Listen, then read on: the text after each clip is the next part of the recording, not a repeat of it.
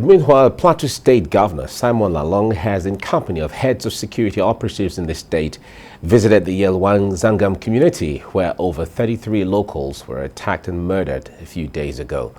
While assessing the level of destruction and havoc caused by the invaders, the governor pledged to bring the perpetrators to justice. Again, our Plateau State correspondent Funom Joshua has this report. Attacks, killings and wanton destruction of properties in some communities recently in Plateau State has attracted wider condemnation and calls for swift action from government towards putting an end to the recurring events. It was an atmosphere of mourning and pain for the remaining members of Yelwan Zamgan village.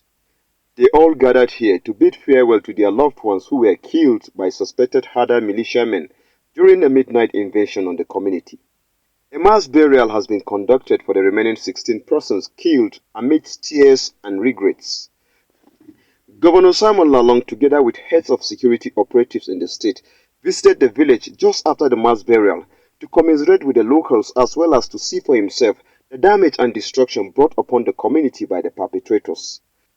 The attackers were said to have first destroyed this bridge that links the community with the other parts of the state capital before unleashing their acts of terror on the victims. Leaders of the community and some members who came out to welcome the state governor and his entourage thanked Mr. Lalong for coming down to sympathize with them. They read to the governor's hearing some of the challenges facing the community in the aftermath of Tuesday's night attack.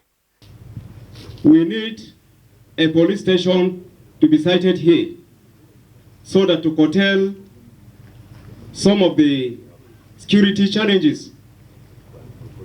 If not, we don't know how the community will manage themselves here.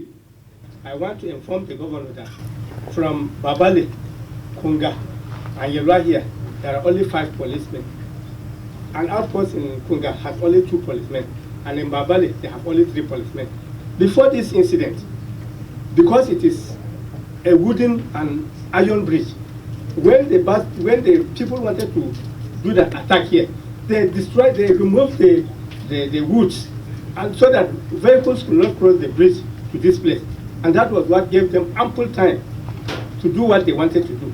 So I'm emphasizing that that bridge be concretely rebuilt. When it was time for Governor Lalong to address the crowd, he first sang a Hausa song as a way of encouragement to the bereaved locals before addressing them.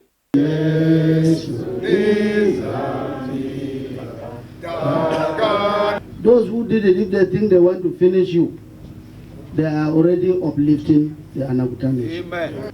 That those who perpetrate this act, if they are arrested, you will see us prosecuting them very soon. Nobody will escape. Mr. Lalong, shortly after addressing the locals, then proceeded to see the level of destruction caused by the invaders before leaving.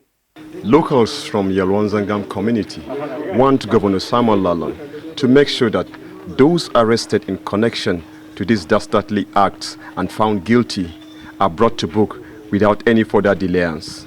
Justice is all they want. Funom Joshua, TVC News, Yelwan Zamgan.